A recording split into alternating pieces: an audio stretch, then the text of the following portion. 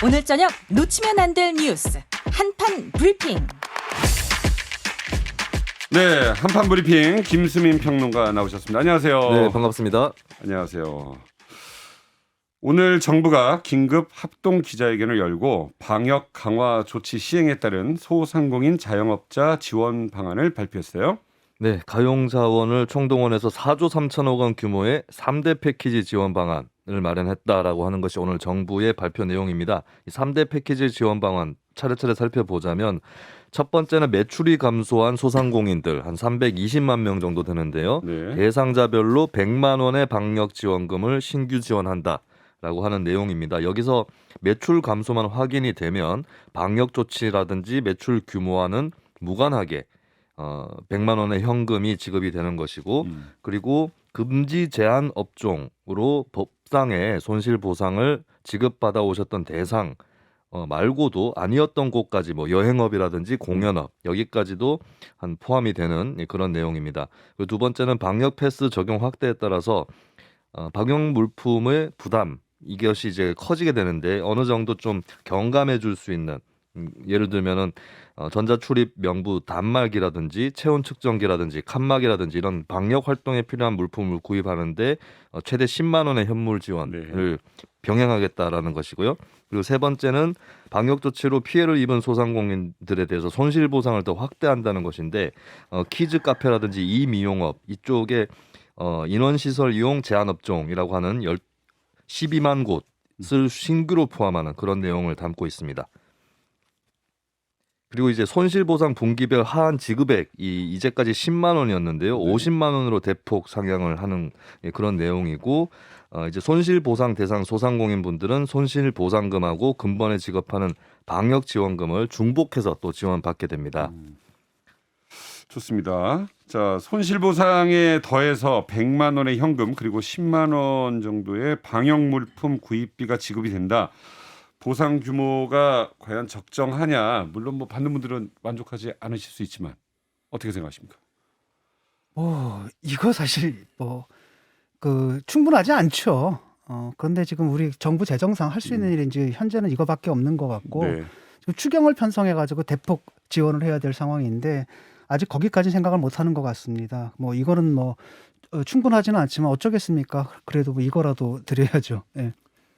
네. 저는 1년 동안 만들어진 기정예산, 그러니까 이제 지금까지 의회에서 지금 통과가 되어 있어서 집행할 수 있는 예산이 4조 3천억 원밖에 안 된다는 사실 자체가 이제 사실 화가 납니다.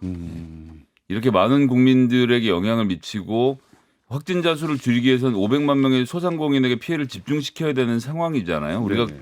서로 양해한 거 아닙니까? 그럼 피해를 보는 분들이 죽지 않고 살아계시도록 2년 동안 그렇게 괴롭혔으면 그만큼의 교훈을 얻었으면 더 많은 예산이 의회에서 확정이 돼 있었어야 되는데 4조 3천억밖에 안 된다는 것도 너무 좀 화가 나고요. 네.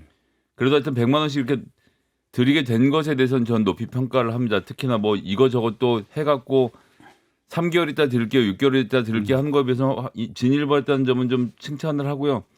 저는 그래서 이번에 해서 국민적인 여론이 괜찮으면 네.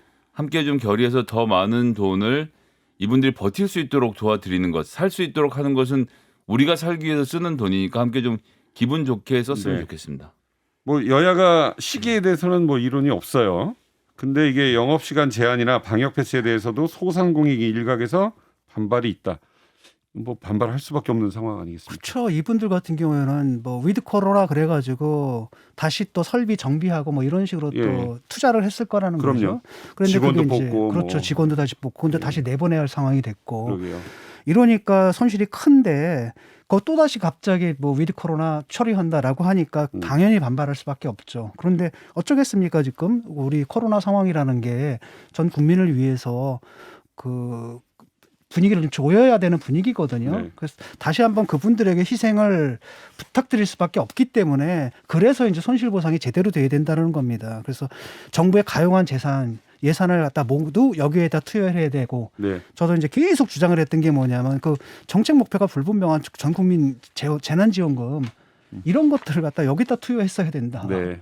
이렇게 생각을 하는데 정치권에서 지금 얘기가 나오고 있지 않습니까? 50조니 100조니. 네. 그런데 어쨌든 빨리 그 여야 합의를 통해 가지고 이걸 통과시켜서 소상공인들을 재건하는 일에 뭐 새로운 정권이 들어서게 되면 그 일부터 해야 될 것 같습니다. 네. 예, 저는 뭐 이제 먹는 치료제가 만들어지는 3월까지가 이제 마지막으로 버텨야 되는 상황이다라고 보면 네. 3월까지 우리가 동원할 수 있는 모든 것들을 동원해서 희생하고 계시는 소상공인들을 도와야 된다. 이분들 지금 망하면 1억 손해 보는 게 아니고요. 그럼요. 나가면 인테리어 뜯는데 비용 다시 내야죠. 그리고 다른 데 다시 또 재개하려면 가게 얻으면 인테리어용 또 내야죠. 그렇죠. 이게 지금 200만 원, 그러니까 한 돈 500만 원이면 3달 버티면 5억을 안 쓸 수 있는, 1억을 안 쓸 수 있는 이런 상황이 올 수 있다라고 생각하고 네. 예, 국민들이 함께 좀 잘 합의해서 방역으로 제한당하신 분들에 그 지원 네. 좀 아낌없이 했으면 좋겠습니다. 자, 이재명 후보의 아들 그리고 윤석열 후보의 아내와 관련된 의혹 오늘도 후속 보도가 아침부터 지금 이 시간까지 쏟아지고 있습니다. 네, 이재명 후보 아들의 의혹은 처음에 이제 도박에 관련된 것이었는데 지금은 성매매 의혹으로 번지고 있는 그런 상황입니다. 네. 그러니까 지난해 3월에 온라인 커뮤니티에 한 마사지 업소를 거론을 하는 그 글이 발견이 됐는데 이제 뭐 마사지 시간 안 지킨다라고 하고 몇 가지 이제 성매매 업소에서 쓰이는 그런 표현이 나오면서 특히 이제 또 그 전날이 본인의 조모 그러니까 이재명 후보의 모친 되시는 분의 발인 날이었거든요. 네. 이런 것까지 좀 더해져서 논란이 더 커졌는데 이 민주당 선대위나 또 이재명 후보의 여기에 대한 해명은 그 아들이 해당 글을 쓴 건 맞는데 성매매를 한 것은 아니다라고 했고 이제 이재명 후보도 본인이 맹세코 아니라고 하니까 부모된 입장에서는 믿을 수밖에 없다라고 그렇게 말을 했습니다. 그리고 도박에 관련해서 뭐 재산 뭐 이런 것까지 다 이제 문제가 되는 상황에서 이재명 후보는 이제 제가 알기로는 자기 아들이 은행에 빚이 좀 있고 그리고 한 대개 1,000만 원 이내를 잃은 것 같다라고 아하. 설명을 하기도 했습니다. 그리고 한편으로 윤석열 후보의 배우자인 김건희 씨 논란 오늘 또 계속 됐는데요. 네. 이번에 또 좀 문제가 된 것은 2006년 7월에 한국게임산업협회가 문화체육관광부에 의견을 제출한 문서가 공개가 됐습니다. 이게 무슨 의미를 갖고 있냐면 그러니까 김건희 씨에게 떼워졌다고 하는 재직증명서의 어떤 양식이라든지 뭐 네. 직인이라든지 이런 것들이 과연 그 협회의 것인가 네. 여기에 대한 의문이 있는데 이제 열린민주당의 김의겸 의원이라든지 이쪽에서는 이 형식이나 직인이 서류가 다르다. 그래서 문서 위조를 한 그런 네. 혐의가 있다라고 하는 그런 내용을 제기를 했고 뭐 비교해서 사진도 올렸더라고요. 그렇습니다. 그래서 이 부분에 대해서 그럼 김의겸 의원 측의 얘기는 증명서를 한 번 더 떼봐라. 예, 그런 얘기를 또 하기도 했습니다. 그리고 최근에 논란에 대해서 국민의힘 이준석 대표가 방송에서 또 본인의 생각을 밝히기도 했는데요. 네. 김건희 씨에 대해서 관리가 안 되고 있다는 지적에 대해서 어떻게 생각하느냐라는 질문을 받고 후보가 선출되기 이전부터 기획을 해놨다. 소위 비단 주머니는 엄청 많다. 라면서 이제 어느 정도 좀 앞으로는 뭐 홍보라든지 이런 부분들에 대해서 자신감을 보이기도 했습니다. 그리고 최근의 문제에 대해서 허위 이력 문제에 대해서 윤석열 후보가 오늘 기자들 앞에서 공식 사과를 했는데요. 네, 음성 한번 직접 들어보시겠습니다. 제 아내와 관련된 논란으로 국민 여러분께 심려를 끼쳐드려 죄송합니다. 이후 여하를 불문하고 경력 기재가 정확하지 않고 논란을 야기하게 된 것 그 자체만으로도 제가 강조해온 공정과 상식에 맞지 않는 것임을 분명히 말씀드립니다. 네, 제가 가졌던 원칙과 잣대는 저와 가족, 주변에 모두 똑같이 적용돼야 한다. 비판을 겸허하게 받겠다라고 밝혔고요. 네. 그런데 민주당에서는 이것은 아직까지 잘못을 인정하지 않는 억지 사과다라고 비판을 했습니다. 네. 자, 그런데 여야 양쪽에서 모두 기획된 공세다라는 주장이 나왔습니다. 네, 어제 윤석열 후보가 김건희 씨 허위 이력 논란에 대해서 여권의 기획 공세 이렇게 규정을 하면서 또 다른 논란이 일어났었죠. 네. 근데 오늘은 여권에서도 이재명 후보 아들 사건은 기획이다라고 주장하는 목소리가 나왔습니다. 민주당 김남국 의원의 주장인데요. 제보받은 게 있는데 윤 후보 측이 김건희 씨 의혹을 덮기 위해 이재명 후보 아들 문제를 갑자기 터뜨렸다고 생각이 든다라고 말을 했습니다. 이 제보라는 게 열린공감TV라고 하는 매체에서 받은 제보라고 하는데 한 택시 노동자가 강남에서 손님을 태웠는데 그 손님이 윤 후보 캠프 사람이었고 그리고 그 사람이 하는 말이 사과를 그러니까 김건희 씨라든지 윤 후보 쪽에서 오늘 사과를 하고 이재명 후보 아들 문제를 터뜨려서 사건을 덮고 한 방에 보내버릴 수 있다. 뭐 이런 통화를 했다는 그런 제보였습니다. 네. 여기에 뭐 아직까지 사실관계가 확인이 분명히 된 건 아닌데 네. 국민의힘 미디어 법률단에서는 김남국 의원의 주장에 대해서 공직선거법 위반, 허위사실 공표죄로 고발을 할 방침입니다. 진중호 교수님, 윤석열 후보의 공식 사과 어떻게 보십니까? 일단은 부족하다고 봅니다. 왜냐하면은 일단 애매모호하거든요. 경력 기재가 정확하지 않고 그다음에 그 밑에는 공정과 상식에 맞지 않는 것. 이게 서로 충돌하는 측면이 있거든요. 왜냐하면 경력 기재가 정확하지 않다는 게 문제가 아니라 경력이 부풀려지고 또는 과장되고 허위다라는 의혹이 있는데 근데 그 밑에서는 또 공정과 상식에 맞지 않는다라고 얘기를 하고 있거든요. 네. 그러니까 이게 아직도 지금 생각이 좀 혼재가 되어 있는 것 같아요. 분명하게 잘못된 것은 분명하게 인정하고 그다음에 뭐랄까 언론에서 좀 과도하게 무리하게 한 부분들을 잘라내야 되는데 그걸 아직 잘라내지 못한 것 같고요.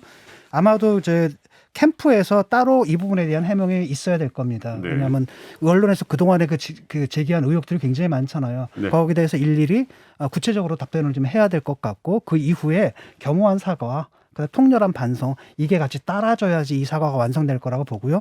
오늘 윤석열 후보의 이 발언은 뭐냐면 그 사과를 하겠다 그 얘기라고 생각을 합니다. 네. 곧 나올 거다. 다만 좀 시간이 좀 걸릴 것이다. 왜냐하면 옛날 일이고 기억도 안 나고 또 옛날 사람들 찾아봐야 되고 뭐 자료들 또 갖춰야 되지 않겠습니까? 네. 해명을 하려면 그러려면 조금 시간이 필요한데 그러다 보면 랠리가 너무 길어지니까 일단은 사과부터 딱 해놓고 네. 그 다음에 좀 시간을 좀 달라 이런 메시지로 저는 이해를 합니다. 김성애 소장님.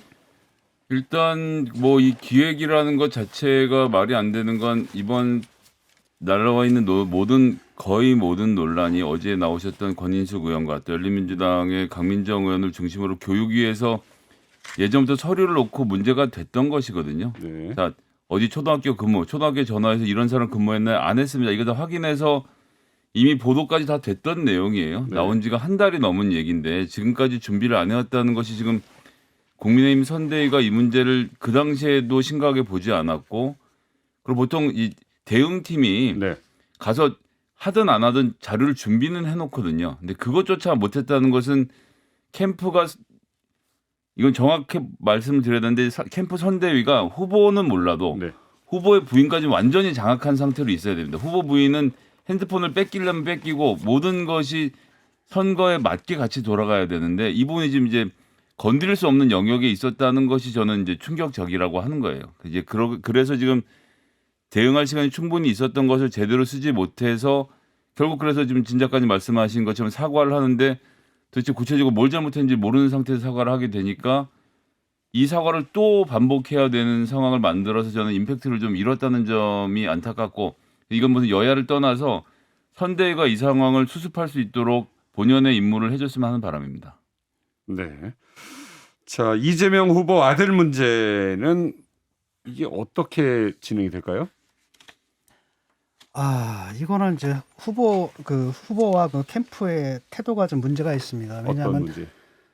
이거 너무나 분명하잖아요. 후기를 올렸잖아요. 그러니까 성매매 업소에 가서 그 성매매 업소에 해당하는 그 내용에 해당하는 후기를 올렸으면은 이미 이제 그 입증이 된 거거든요. 거기 갔다는 걸. 근데 내 아들 말이라서 믿을 수밖에 없다라고 얘기를 하는 건 제가 볼 때 좀 아닌 것 같고 더 나아가 가지고 또 그런 변명들 있잖아요. 아니 뭐 친구한테 들은 얘기를 거기에 올릴 수도 있다라든지 네. 이걸 누가 어느 국민이 그걸 믿겠습니까? 그다음에 심지어 기획사주설까지 얘기를 하고 이것은 사실 후보가 그래도 어렵게 사과를 했는데 그 사과의 진정성을 좀 의심하게 만들거든요. 네. 그래서 물론 이제 이미지 타격은 좀 어느 정도 있겠지만은 순리대로 좀 풀어가야 될 것 같아요. 국민의 눈높이에서는 이건 너무나 명확하잖아요. 그러니까 아들은 그렇게 얘기를 하지만 나는 솔직히 그걸 못 믿겠다. 네. 그리고 국민들에게 죄송하다. 이렇게 깔끔하게 마무리 짓는 게 맞는 거라고 생각합니다. 왜냐하면 이게 랠리가 길어지거든요. 그럼 네. 계속 보도가 되고 뭐 또 여기저기 증인이 나오고 또 이럽니다. 예.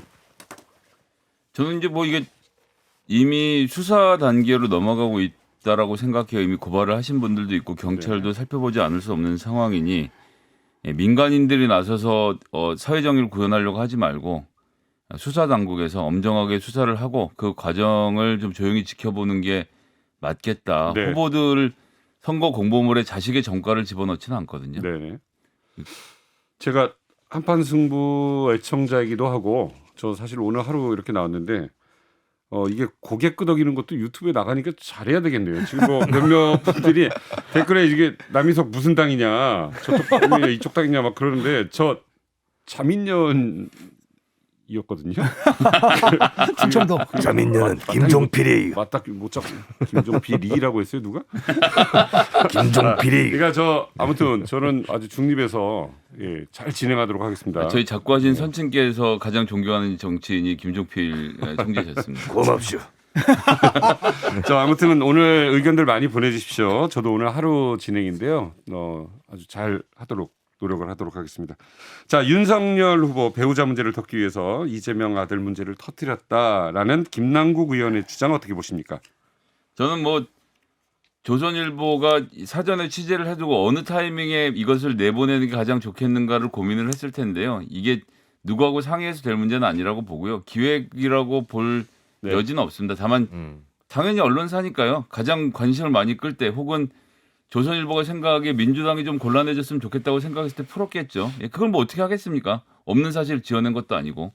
그래서 뭐 이게 기획까지는 갈 게 별로 없다고 봅니다. 이거 좀 치명적이라고 보거든요. 그러니까 윤석열 후보도 자꾸 기획 얘기하고 그다음 민주당에서도 기획 얘기를 하는데 이게 어떻게 들리냐면은 자기 책임을 면하는 걸로 들리거든요. 네. 억울한 일을 당했다. 그런데 지금 실체가 없으면 억울한 일이겠지만은 그러니까 분명히 실체가 있거든요. 네. 이런 부분에 대해서 이렇게 대응하는 건 저는 최악이라고 봅니다. 남을 탓하지 않고 네. 설사 이게 기획이다 하더라도 그리고 솔직히 그런 기획들은 하잖아요. 이쪽이나 저쪽이나 어차피 선거철에는 네. 그건 상수로 놓고 일단 자기들이 뭘 잘못했는지 그 부분만 점검하고 왜냐하면 국민들은 거기에 대한 해명과 사과 그다음에 이 일을 어떻게 처리하는지를 지켜보고 계시거든요. 네네. 그것만 생각하면 됩니다. 상대 당을 생각하는 게 아니라 국민을 보시라고 그렇게 말씀드리고 싶어요. 네. 자, 공수처가 여러 기자들의 통신 자료를 조회했다라는 사실이 퍼졌습니다. 뭐 법조뿐 아니라 네. 예, 정당 기자들까지도 이렇게 조회를 많이 했다라고 이 사찰 논란이 있어요. 네, 그렇습니다. 특히 뭐 고발사주 의혹과 관련해서 대검찰청 수사정보담당관실 수사관을 또 조사를 하는 그런 과정을 공수처가 겪고 있었는데요. 뭐 또 본인 페이스북 계정이 아닌 동명이인의 계정을 제시하면서 엉터리로 추궁을 한 그런 사실까지 알려지면서 아마추어 수사 이런 논란이 또 벌어지고 있습니다. 특히 이제 언론사 기자들 같은 경우에 통신 자료 조회 대상으로 많이 올라가면서 네. 이제 언론사 쪽에서도 항의가 많고 또 논란이 크게 일어나고 있는데요. 현재 확인된 것으로 오늘 이제 최소 13개 언론사의 41명의 기자들이 통신 자료 조회가 됐다라고 네. 하는 것이고요. 그리고 지난 5월부터 10월까지는 한 60여 건 넘는 통신 자료가 조회됐다라고 하는 것입니다. 네. 심지어는 고발사주 의혹을 취재하지 않은 기자들도 여러 포함이 돼 있고 네. 그리고 시민단체 쪽에서도 경제민주주의 21의 김경률 회계사, 민주사회를 위한 변호사 모임의 김준우 전 사무차장 같은 경우도 통신자료 조회가 이뤄진 것으로 알려졌습니다. 네. 이에 대해서 공수처의 입장은 구체적인 관련 사건이 뭔지는 밝힐 수 없다. 이렇게 얘기를 하면서 네. 특정 목적을 갖고 조회를 의뢰한 것은 아니다라고 해명을 했고요. 공수처로서는 가입자 정보만으로 통화 상대방이 기자인지 아닌지 알 수 없다. 적법 절차를 언론 사찰로 규정하는 것은 어불성설이다라고 반박하기도 했습니다. 목적 없는 조회는 없잖아요. 그렇습니다. 예. 근데 이제 뭐 특정 목적을 갖고 조회한 것은 아니다라고 했습니다. 진중권 교수님은 이번 조회에서 빠졌나요? 아직 확인 안 해봤습니다. 아마 돼 있을지도 모르겠고. 이거 확인할 수 있더라고요 보니까 네. 예, 통신사에 이렇게 들어가서 네. 이렇게 하면 내가 이건 제가 전문가라서 네네. 예, 이것은 제가 박근혜 정부 때 이 문제를 가지고 국정감사에서 문제 제기를 했던 보좌관으로서 가장 정확하게 말씀드릴 수 있는데요. 잘했다 못했다를 없이 그냥 뉴트럴하게 말씀드리겠습니다.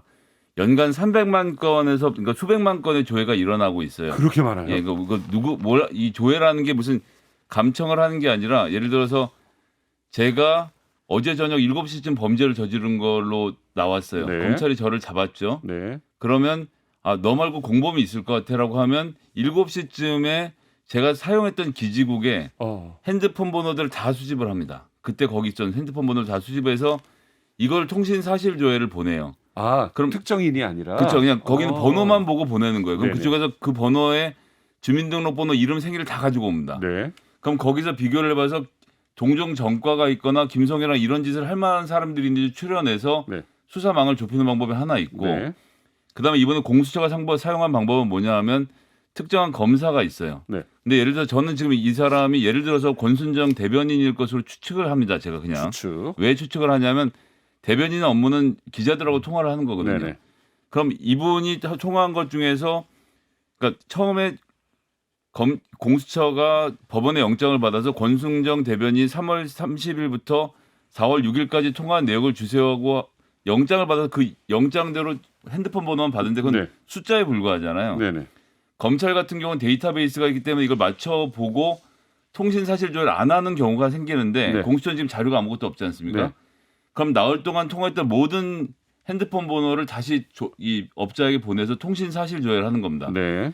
그럼 업체에서 공문을 받으면 이름, 주민등록번호, 그러니까 주민등록번호랑 이 주소를 공개하도록 돼 있어요. 네. 그럼 그걸 보고 이 사람이 누구구나 하면 그 사람이 떼보면 내가 통신 사실 조회를 당했구나를 알게 되는 겁니다. 그러면 이번 사건과 좀 연결을 해서 그러니까 이번 사건은 이 공수처가 수사를 하고 있는 검사의 특정 일자에 통화를 했던 모든 사람들의 신상을 확인만 한 거예요. 그러니까 그 사람에 대한 직접적인 수사를 한 게 아니고 공수처도 누군지 모른 상태로 010 번호를 해당 업체에 보내서 이름을 받은 행위 여기까지인 겁니다. 이것에 대해서 이게 과하다 아니다는 뭐 청취자분들이 판단하실 문제고 누군가 그러니까 어떤 이런 사람이 조회할 때 문자 조회도 해요? 아니죠. 문자 조회는 그냥 영장이 통신 있어야 합니다. 기록만 네. 있는 거예요. 다만 권순정 예를 든 겁니다. 네. 어떤 K모 검사가 지난 4월 동안 누구랑 통화했는지 목록을 보는 작업이다 이렇게 말씀드리겠습니다. 진중훈 교수님, 이건 사찰입니까? 적절한 뭐 수사입니까? 사찰까지라고 할 수는 없지만 네. 이거 기분 나쁜 일이잖아요. 왜냐하면 내가 누구랑 통화를 했다는 사실도 나의 사생활에 속하는 부분이거든요. 네. 이것이 어떤 알 수 없는 목적에 의해서 그냥 무차별적으로 그 수사기관에 넘어갔다는 사실 자체가 굉장히 뭐랄까 인권적인 측면에서 문제가 많고 그렇기 네. 때문에 인권위에서도 계속 이걸 지적을 해왔던 걸로 알고 있거든요. 네. 그다음에 그게 또 수사에 과연 정말로 도움이 됐던 건가라고 네. 했을 때 저는 그걸 잘 모르겠어요. 그러니까 예를 들어가지고 정말로 어떤 특정한 범위를 좁혀가지고 그 사람들을 보거나 이런 게 아니라 무차별적으로 해가지고 네. 거기서 뭐가 나올 건가. 아니 작가님 그건 제가 잠깐만 다시 설명드리면 검사랑 통화한 사람들은 다 하는 거라서 누구 걸 확인하는지 모른 채 가져오는 건데 거기에 기자들이 있으면 기자들은 다 사찰당했다고 생각할 수밖에 없는 구조라서 무차별적으로 하는 건 아닙니다. 특정의 정해진 기간에 번호를 받은 사람들의 것만 조회를 해볼 수 있도록 되어 있고 제공되는 건 이름이랑 생년월일이랑 주소인데 뭐 이것도 과하다고 하면 과하다 할 수 있는데 누구랑 통화를 했는지 알아야 수사를 하니까 그래서 네. 예를 들어서 아닌 사람들은 다 제끼고 이 사람 통화한 게 이상하네 이러면 이제 수사가 되는 거죠. 네. 근데 뭐 이런 식으로 근데 뭐 하나 딱 까가지고 몽땅 다 이 사람하고 통화한 모든 사람들을 조회하거나 이런 것이 과연 수사 기법으로서 얼마나 유용하며 그 다음에 정말로 그것으로 얻어진 그런 수사로 얻어진 사회적 이득과 네. 바로 그런 행위로 인해 가지고 우리가 잃게 되는 것을 비교해 보면 저는 후자가 더 크다고 생각을 하거든요. 네, 그래서 이제 모든 사람은 절대 못하고 법원이 특정 기간을 정해서 이 사람이 언제 범죄를 저질렀다고 네가 생각하니라고 검찰에 물어봐서 그 기간에 통화한 사람이 누군지만 확인할 수 있도록 해주고 있습니다. 학자들은 아마추어 수사 논란도 있었고 동명이인의 페이스북을 제시하면서 뭐 추궁을 했다라는 얘기도 있어요. 예, 그런 뭐 초보적인 실수하는 것은 답답하죠. 예. 지금 뭐 공수처가 사실 이거 뭐 폐지해야 되지 않나 이런 생각이 들거든요. 왜냐하면 1호 사건도 조희연 씨 교육감 사건인데 제가 볼 땐 그건 기소할 건도 아니거든요. 그러니까 구색 맞추기 위해서 저쪽 하나 이렇게 해놓고 그 다음에 사실상 그 윤석열 수사만 주로 해왔단 말이죠. 그 다음에 수사를 해가지고 그렇게 털어대고서도 건진 게 없어요. 난 최소한 이거 손준성 이 검사 같은 경우에는 네. 뭔가 좀 구체적인 혐의를 좀 발견할 거라고 생각했는데 물론 기소는 되겠지만 이거 법정에서 유죄를 얻어낼 만큼 확실한 증거를 얻어내지도 못한 것 같거든요.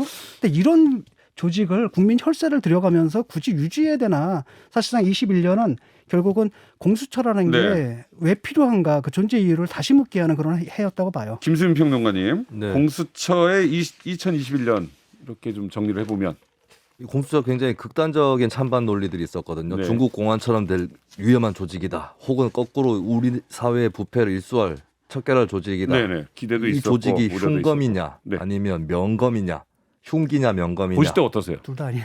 칼이 잘 안 듭니다 아직까지. 네. 흉기냐 명검이냐 싸웠던 사람들이 좀 무색해지고 있는 것 같습니다. 뭐하러 만들었나. 김수민 평론가님 의견을 진짜 많이 물어보고 싶었는데. 네. 예. 자, 오늘도 수고를 해주셨습니다. 김수민 평론가님 오늘 말씀 감사합니다. 네, 고맙습니다.